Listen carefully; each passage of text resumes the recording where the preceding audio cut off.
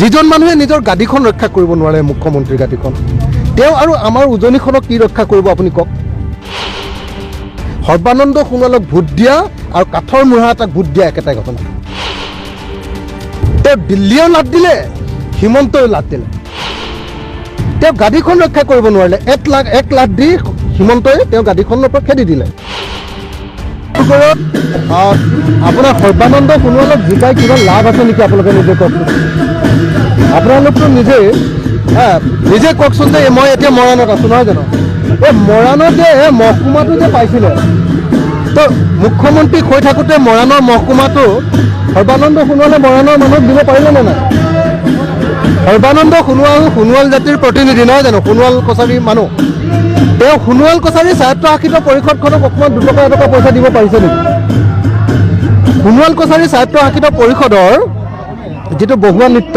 তেওঁলোকৰ কালচাৰ সংস্কৃতি ৰক্ষা কৰিবৰ কাৰণে 1 কোটি টকা এটা দিম বুলি কৈছিলে সেইটো দিব পাৰিলে নে নাই সোণোৱাল কছাৰীৰ স্বায়ত্তশাসিত পৰিষদৰ যি কাৰ্যালয় তাৰ সন্মুখত যে এটা তেওঁলোকৰ ভৱন নিৰ্মাণ কৰিছিলে তাৰ কাৰণে যে 4 কোটি নে 5 কোটি টকা দিম বুলি কৈছিলে সোণোৱাল কছাৰী মানুহৰ কাৰণে দিলে নে নাই ডিব্ৰুগড় নগৰখনক গৰাখহনীয়াৰ পৰা ৰক্ষা কৰিবৰ কাৰণে সৰ্বানন্দ সোণোৱালে কিবা কাম কৰিলে নে নাই আপুনি কওক তো সৰ্বানন্দ সোণোৱালৰ মানে কিবা এই ডিব্ৰুগড় জিলাখন আৰু তিনিচুকীয়া জিলাখনৰ প্ৰতি সৰ্বানন্দ সোণোৱালৰ কিবা ভূমিকা আছে নেকি কিবা অৰিহণা আছে নেকি কিবা কাম কৰিব পৰা আপোনালোকে দেখিছে নেকি সৰ্বানন্দ সোণোৱাল এজন ভদ্ৰ লোক ঠিকই আছে হয়নে নহয় তেওঁ খুব ভদ্ৰভাৱে কথাখিনি কয় তেওঁ ভদ্ৰতা তেওঁৰ লগত ৰাখক খুব ভাল কথা কৈছে কিন্তু সেই ভদ্ৰতাইতো অসমৰ মানুহক একো দিব পৰা নাই যিজন মানুহে নিজৰ গাদীখন ৰক্ষা কৰিব নোৱাৰে মুখ্যমন্ত্ৰীৰ গাদীখন তেওঁ আৰু আমাৰ উজনিখনক কি ৰক্ষা কৰিব আপুনি কওক আপুনি নিজে কওক সোণোৱাল জাতিৰ পিনৰ পৰা জনজাতিসকলৰ পিনৰ পৰা এজন মুখ্যমন্ত্ৰী হৈছিলে তেওঁ গাদীখন ৰক্ষা কৰিব নোৱাৰিলে 1 লাখ দি হিমন্তই তেওঁ গাদীখনৰ পৰা খেদি দিলে তাৰ পাছতো হিমন্তৰ প্ৰশংসাত তেওঁ কেনেকৈ গদগদ হৈ থাকে আপোনালোকে চাবচোন তেওঁ দিল্লীয়েও লাট দিলে হিমন্তই লাট দিলে কিন্তু দিল্লীকো তেওঁ প্ৰশংসা অনবৰতে দিল্লীৰ প্ৰশংসাতে তেওঁ মচগুল হৈ থাকে অনবৰতে হিমন্তৰ প্ৰশংসাতে তেওঁ মচগুল হৈ থাকে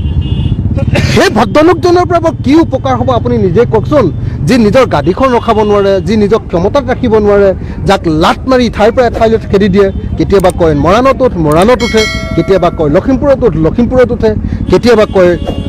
তই ডিব্ৰুগড়ত উঠে কেতিয়াবা কয় তই মাজুলীলৈ যা কেতিয়াবা মাজুলীলৈ যায় কেতিয়াবা কয় তোক ৰাজ্যসভাত পঠিয়ালোঁ ৰাজ্যসভালৈ যায় আজিৰ দিনটোত তেওঁ ৰাজ্যসভাত আছে আৰু 4 বছৰ ৰাজ্যসভাত কাৰ্যকাল নাই জানো তেওঁ এই 4 বছৰকে তেওঁ যি কৰে কৰকচোন আৰু যি ফালিবলগীয়া আছে ৰাজ্যসভাতে ফালকচোন বাৰু তেওঁ যি কৰিবলগীয়া আছে আমাৰ এটা ল'ৰা অসমৰ এটা ল'ৰা সদায় জাতীয় স্বাৰ্থত মাত মাতে লুৰিণজ্যোতি গগৈ তাক লুৰিণজ্যোতিক এবাৰ আমি সকলোৱে মিলি জিকাই পঠিয়াব লাগে যাতে ৰাজ্যসভাত হেৰি থাকক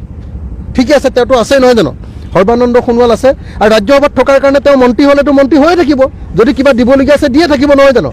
কিন্তু এতিয়া লুৰিণজ্যোতি গগৈ যদি লোকসভালৈ যাব পাৰে লোকসভাত অসমীয়া মানুহৰ কণ্ঠ হ'ব পাৰিব লুৰিণজ্যোতি গগৈ অসমৰ মানুহৰ কথাবিলাক ক'ব পাৰিব ডিব্ৰুগড় তিনিচুকীয়াৰ সমস্যাবিলাক উত্থাপন কৰিব পাৰিব এইটো ভাল হ'বনে বেয়া হ'ব কওক যি সময়ত বেছিভাগ সময়তে মানুহবিলাকে এতিয়া নামাতে সংসদত মাত মাতিব নোৱাৰে সেই সময়ত আমি মুখ থকা মানুহ এজন সক্ৰিয় ৰাজনৈতিক নেতাক এজন যুৱ নেতাক এজন জাতীয় নেতাক আমি আচলতে সঁচাকৈ লোকসভালৈ পঠিয়াব লাগে নে নাই কওক সেইকাৰণে মই ভাবোঁ যে সৰ্বানন্দ সোণোৱালক ভোট দি একো লাভ নাই সৰ্বানন্দ সোণোৱালক ভোট দিয়া আৰু কাঠৰ মুঢ়া এটাক ভোট দিয়া একেটাই ঘটনা